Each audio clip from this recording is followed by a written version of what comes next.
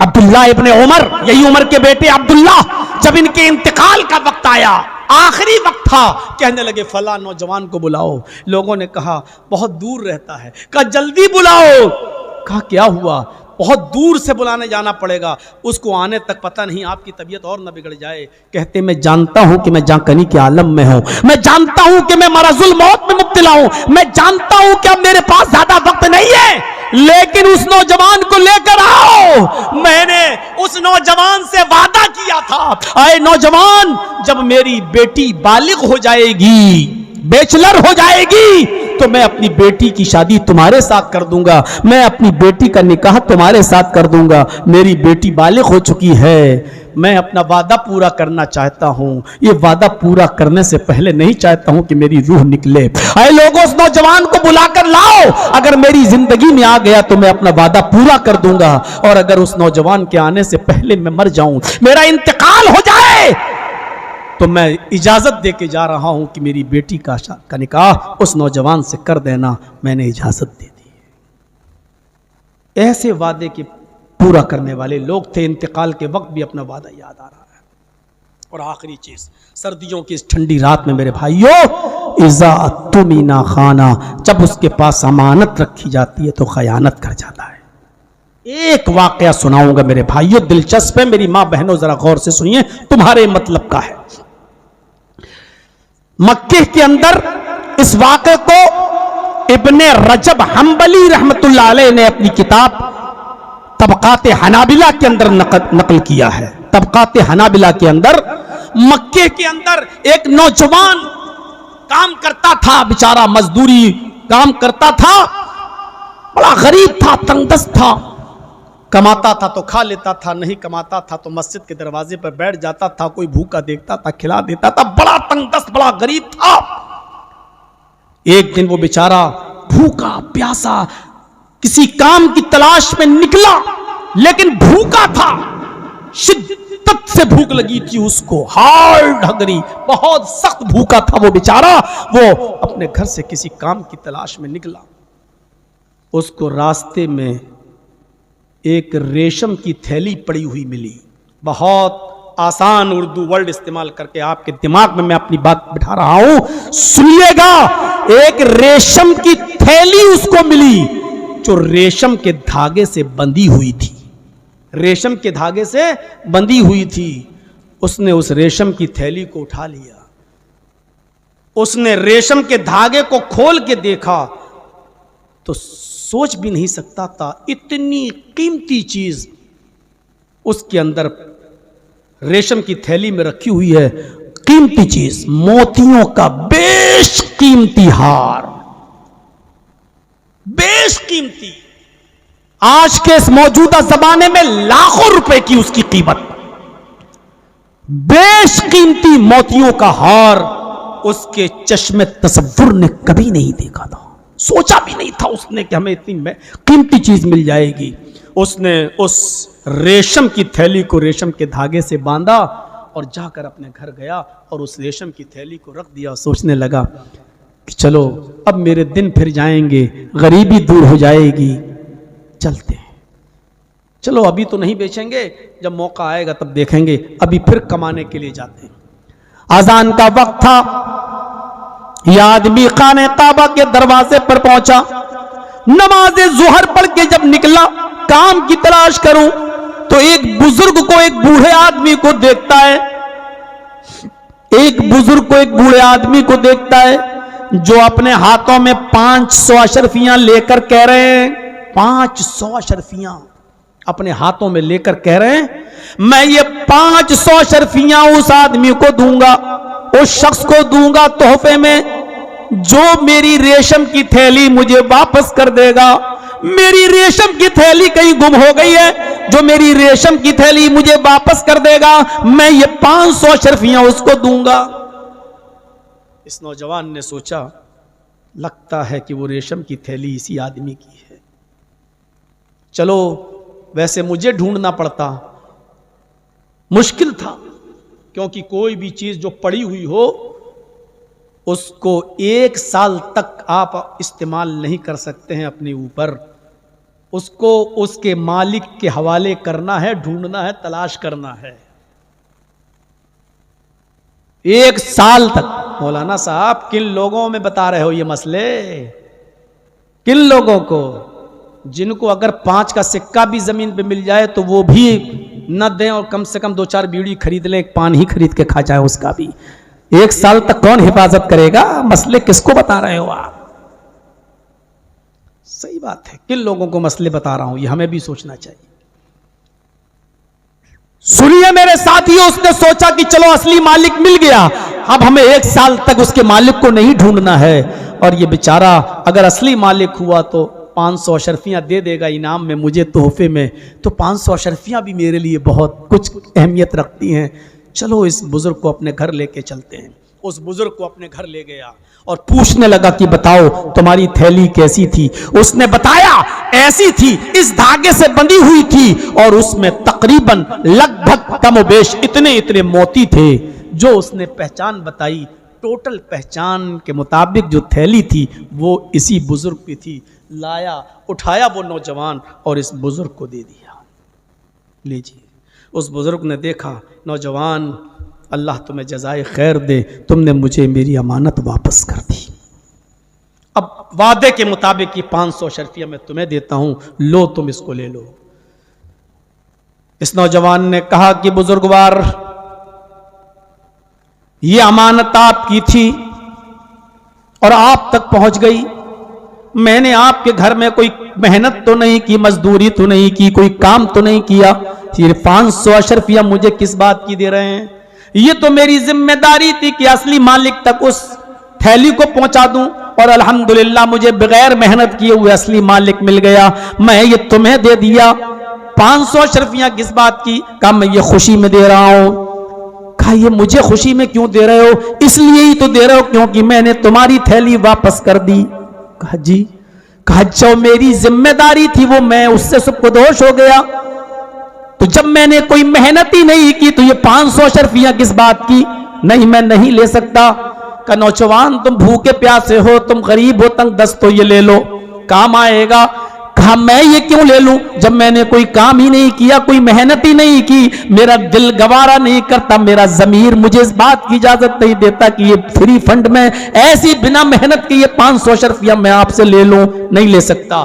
اس بوڑھے نے بہت ضد کی، بیٹا لے لو، میں خوشی سے دے رہا ہوں، دل سے دے رہا ہوں۔ فرمایا اگر دینا ہی ہے تو جاؤ، ہم سے بھی زیادہ غریب لوگ پڑے ہوں ان کو دے دو، میں نہیں، میں یہی سمجھوں گا کہ میں نے آپ کی تھیلی واپس کی، اس کے صلے میں آپ مجھے دے رہے ہیں، جو فرض تھا میرے اوپر وہ میں نے کیا، میں اس کا انعام نہیں لے سکتا، مجھے اس کا انعام جو اللہ دے گا وہ میں لوں گا، آپ سے نہیں لے سکتا۔ اس نوجوان نے بھوکا پیاسا، تنگ دست، فقیر، محتاج اور کلاش ہونے کے باوجود بھی 500 اشرفیہ نہیں لی۔ وہ بوڑھا بیچارہ مجبور ہو کر 500 اشرفیہ لے کر چلا آیا، اور حج کرنے آیا تھا یا عمرہ، اس کے بعد وہ اپنی بستی میں لوٹ کے چلا گیا۔ 4 5 6 سال گزرے، 10 اتنے ہی گزرے ہوں گے بس، 4 5 سال کا عرصہ گزرا، مکے میں قحط پڑ گیا، یہ اور بھوکا رہنے لگا۔ اب اس نے سوچا کہ چلو اب یہاں سے گزر جاتے ہیں اور اپنی بستی اپنے ملک چلتے ہیں، یہاں جیسا کما رہا ہوں اس سے تو اچھا مجھے میرے ملک میں مزدوری مل جاتی ہے، چلیں ہم اپنے ملک کی طرف چلیں۔ یہ بیچارہ ساحل سمندر پر آتا ہے، سمندر کے کنارے پہ آتا ہے اور اپنے وطن جانے کے لیے کشتی میں سوار ہو جاتا ہے۔ کشتی سمندر میں چلنے لگتی ہے، کشتی سمندر میں چلنے لگتی ہے، اور جب بیچوں بیچ سمندر میں بیچوں بیچ سی میں پہنچتی ہے، بیچوں بیچ سمندر میں پہنچتی ہے تو کشتی ٹوٹ جاتی ہے، ایک طوفان آتا ہے اور کشتی ٹوٹ جاتی ہے۔ اس نوجوان کا نام ہے ابو بکر، قاضی ابو بکر محمد ابن عبد الباقی۔ اس نوجوان کا نام ہے ابو بکر محمد، اس کے باپ کا نام ہے عبد الباقی، اس لیے پورا نام ہے قاضی ابو بکر محمد ابن عبد الباقی۔ آگے اس کے الفاظ سنیے، بتاتا ہے کہ پوری کشتی ٹوٹ جاتی ہے اور ایک ایک کر کے سارے سواری پیسنجر جو اس کشتی میں بیٹھے ہوئے تھے سب ڈوب جاتے ہیں، ڈوب کر مر جاتے ہیں۔ اللہ تعالیٰ نے مجھے بچا لیا۔ اور کیسے بچا لیا؟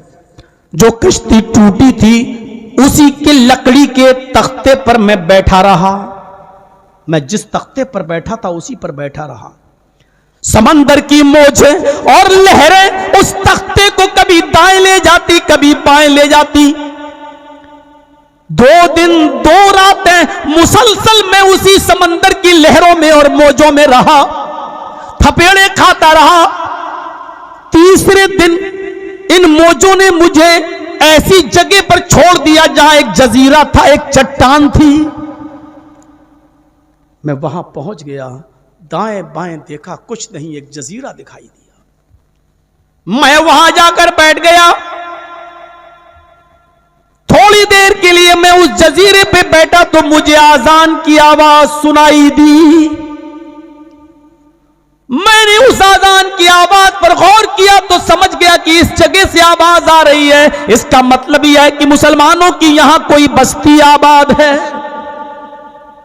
میں اسی آذان کی سمت جانے لگا۔ جب میں مسجد میں پہنچا، وضو بنا کر میں نے بھی نماز پڑھ لی۔ اس کے بعد میں اسی مسجد میں بیٹھ کر قرآن کی تلاوت کرنے لگا۔ میں اجنبی آدمی تھا، اس گاؤں کے لوگ میرے لیے کھانا لے آئے، میں نے کھانا کھا لیا۔ مجھے قرآن پڑھتے ہوئے دیکھا تو کہنے لگے کہ کیا تم قرآن بھی پڑھنا جانتے ہو؟ میں نے کہا الحمدللہ۔ بستی والوں نے کہا ہمارے بچوں کو، ہمارے بڑے بزرگوں کو یہاں قرآن پڑھنا نہیں آتا، تم ان کو قرآن پڑھنا سکھا دو۔ میں نے کہا بڑی اچھی بات ہے، میں سکھا دوں گا۔ میں اس بستی میں اس مسجد میں رہنے لگا اور وہاں کے لوگوں کو، بچوں کو، نوجوانوں کو، بزرگوں کو، بوڑھوں کو میں قرآن پڑھانے لگا۔ ان لوگوں نے میری آؤ بھگت کی، مجھے رہنے کے لیے ایک الگ روم دے دیا، کھانا پانی لانے لگے، مجھے تحفے تحائف سے نوازنے لگے۔ 3-4 مہینے گزر جانے کے بعد ان لوگوں نے مجھے کچھ لکھتے ہوئے دیکھا تو کہنے لگے کیا تم لکھنا بھی جانتے ہو؟ میں نے کہا ہاں الحمدللہ، میں خطاط بھی ہوں، میں رائٹر بھی ہوں۔ ان لوگوں نے کہا مجھے لکھنا بھی سکھا دو۔ ہم نے ان لوگوں کو لکھنا بھی سکھا دیا۔ 1-2 مہینے اور گزر گئے۔ ان لوگوں نے کہا تم نوجوان ہو، اچھی خاصی عمر ہو چکی ہے تمہاری، اور تمہیں تمہاری بستی کا پتہ بھی نہیں کہ تم یہاں آئے ہو، تمہاری بستی کہاں ہے، تمہیں یہ بھی پتہ نہیں ہے۔ اس لیے میں چاہتا ہوں کہ ہمارے یہاں ایک بہت ہی غریب یتیم بچی رہتی ہے، میں اس یتیم بچی کا نکاح تمہارے ساتھ کر دوں۔ بہت غریب ہے، یتیم بچی ہے لیکن بڑی دیندار ہے، میں اس یتیم بچی کا نکاح آپ کے ساتھ کر دوں۔ میں نے منع کیا لیکن ان لوگوں نے اصرار کیا تو میں نے بھی انکار پھر زیادہ نہیں کیا۔ ان لوگوں نے اس غریب اور یتیم بچی کا نکاح میرے ساتھ کر دیا، اور جب وہ میرے پاس پہنچائی گئی، اس کی رخصتی ہوئی، اس کی ودا ہوئی، جب وہ میرے پاس لائی گئی اور عشاء کی نماز پڑھنے کے بعد جب میں شب عروسی میں پہنچا، اپنی بیوی کے پاس پہنچا تو میری نظر اس کے چہرے سے ہٹتے ہوئے اس کے گلے کی اوپر گئی اور گلے پر جا کر اٹک گئی۔ اس کے گلے میں میں نے موتیوں کا ایک ہار دیکھا، اس کے گلے میں میں نے بہت قیمتی موتیوں کا ہار دیکھا۔ میں اس ہار کو بار بار دیکھنے لگا۔ میری وہ بیوی بھی ناراض ہونے لگی۔ ایک حسین و جمیل خوبصورت بیوی آپ کے پاس بیٹھی ہے اور آپ ہیں جو میرے ہار کو دے کے چلے جا رہے ہیں، بڑے لالچی لگتے ہیں۔ میرے اس ہار کی قیمتی ہار پر آپ کی نظر پڑ رہی ہے، آپ مجھے نہیں دیکھ رہے ہیں اور اس ہار کی طرف نظر ڈال رہے ہیں، بڑے عجیب انسان ہیں آپ۔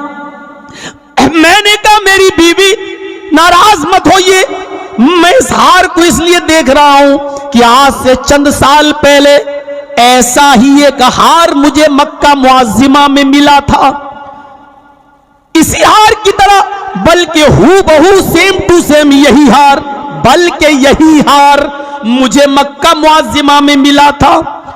اس ہار کے مالک ایک بزرگ تھے, وہ چیخ چیخ کر کہہ رہے تھے کہ میں 500 اشرفیاں اس کو دوں گا جو یہ میری امانت مجھے واپس کر دے گا.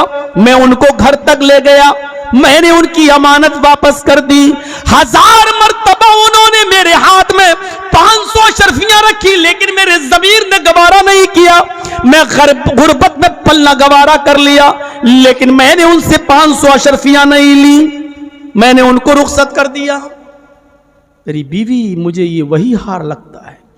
میری زبان سے جب اس نے یہ ورڈز سنے, یہ جملے سنے, تو زور زور سے چیخنے لگی, سبحان اللہ سبحان اللہ.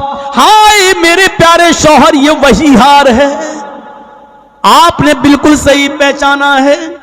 یہی ہار مکہ معظمہ میں کھویا تھا. اس ہار کے مالک میرے باپ تھے. وہ بزرگ جس کو آپ نے وہ ہار لوٹایا, وہ میرے والد تھے, میرے باپ تھے. وہ حج کر کے عمرہ کر کے جب واپس آئے اس بستی میں تو 4-5 سال زندہ رہے, لیکن وہ ایک ہی جملہ چیخ چیخ کر کہتے تھے کہ اے اللہ, اس ایماندار نوجوان کو کسی طرح میری بستی تک پہنچا دے, کسی طرح میرے گاؤں تک پہنچا دے, کسی طرح اس کا انتظام میری بستی تک آنے تک کر دے, تاکہ میں اپنی بیٹی کا نکاح اس کے ساتھ کر دوں. کیونکہ میں نے پوری بستی میں اور پوری دنیا میں سب سے زیادہ امانت دار اور نیک نوجوان اگر دیکھا ہے تو اسی کو دیکھا ہے, اسی کو پایا ہے, جس نے بنا لالچ میرا ہار مجھے واپس کر دیا. وہ یہ دعا مانگا کرتے تھے اور آج وہ اس دنیا میں نہیں, انتقال کر گئے ہیں, لیکن اللہ تعالیٰ نے تمہیں اس بستی تک پہنچایا. میرے باپ کی دعا اگرچہ مرنے کے بعد قبول ہوئی, لیکن میرے باپ کی دعا قبول ہوئی, اور میرے باپ آپ سے ہی میری شادی کرانا چاہتے تھے. یہ نوجوان کی بات جب پورے بستی میں پھیلی تو لوگوں نے بتایا کہ میں نے اس بزرگ کو کئی مرتبہ نماز کے بعد یہ کہتے ہوئے سنا, اے اللہ اس نوجوان کو کسی طرح اس بستی تک پہنچا دے جس نے میرا ہار واپس کیا تھا, تاکہ میں اپنی بیٹی کا نکاح اس کے ساتھ کر دوں. یہ ہوتی ہے امانت داری کی برکت. قیمتی ہار بھی ملا, ساتھ میں خوبصورت بیوی بھی ملی, مسجد کی امامت بھی نصیب ہوئی, تحفے تحائف بھی ملے, اور امانت داری کا سرٹیفکیٹ بھی ملا. لوگوں کی امانتوں کو ان کے حوالے کر دو, ان کے ساتھ بے ایمانی نہیں ہونی چاہیے, غصب نہیں ہونا چاہیے, لوٹ نہیں ہونی چاہیے. یہ مومن کی علامت ہے, اور جو لوگوں کا امانتوں میں خیانت کر جائے, کھا جائے, وہ آدمی بے ایمان ہے, منافق ہے, مومن نہیں ہے. اللہ تعالیٰ سے دعا ہے کہ الہ العالمین ہماری خطاؤں کو معاف فرما دے, ہمیں نماز کی توفیق عطا فرما, لیکن سستی سے نماز پڑھنے سے ہمیں بچا لے, کاہلی والی نماز سے ہمیں نجات عطا فرما, دکھاوے کی نماز سے ہمیں نجات عطا فرما. بار الہ ہمیں سچ بولنے کی توفیق عطا فرما. الہ العالمین ہمیں وعدہ نبھانے کی توفیق عطا فرما, ہمیں امانتوں کو ادا کرنے کی توفیق عطا فرما. جب تک زندہ رکھ اسلام پہ زندہ رکھنا, جب ہمارا خاتمہ ہو تو ایمان پر خاتمہ فرمانا. وما علینا الا البلاغ المبین, وآخر دعوانا ان الحمد للہ رب العالمین. السلام علیکم ورحمۃ اللہ وبرکاتہ. وعلیکم السلام.